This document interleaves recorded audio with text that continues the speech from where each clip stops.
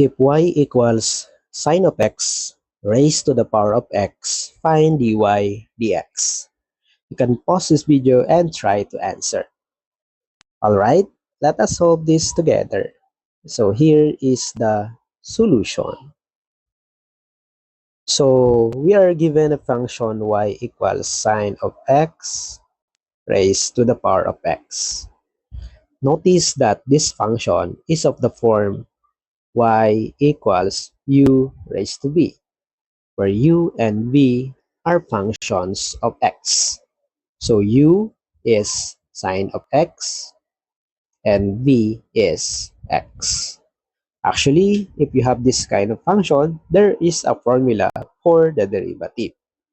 So the derivative of y with respect to x, where y is u raised to b, so the derivative of u raised to b will be equal to u raised to b multiplied by the derivative of b times ln u. Okay, let us substitute the given functions. So hence, the derivative of u raised to b, u is what? Sine of x, and b is x. So we are asked to find the derivative of sine of x raised to x. And that would be u raised to b, copy sine of x raised to x, then multiply it by the derivative of b is x, and then times ln u. ln u is sine of x. Okay, so we need to find the derivative of the product of x and ln sine of x. So let us copy first sine of x raised to x times the derivative of this. So we have to use the product rule.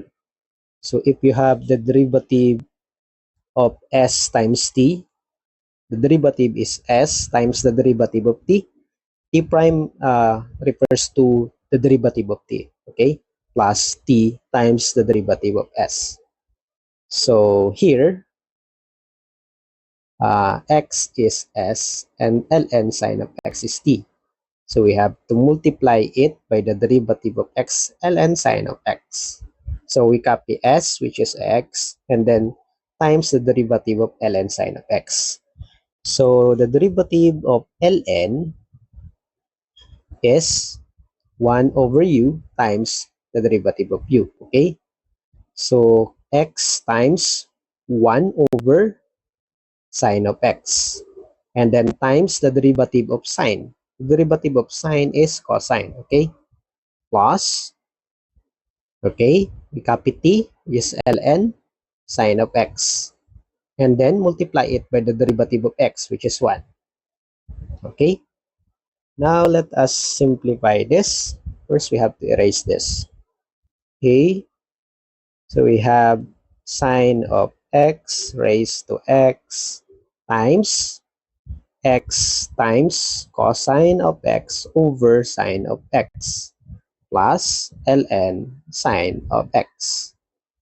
We can simplify further. We know that cosine over sine is cotangent, right? Sine of x raised to x times x cotangent of x plus ln sine of x. And that is our final answer.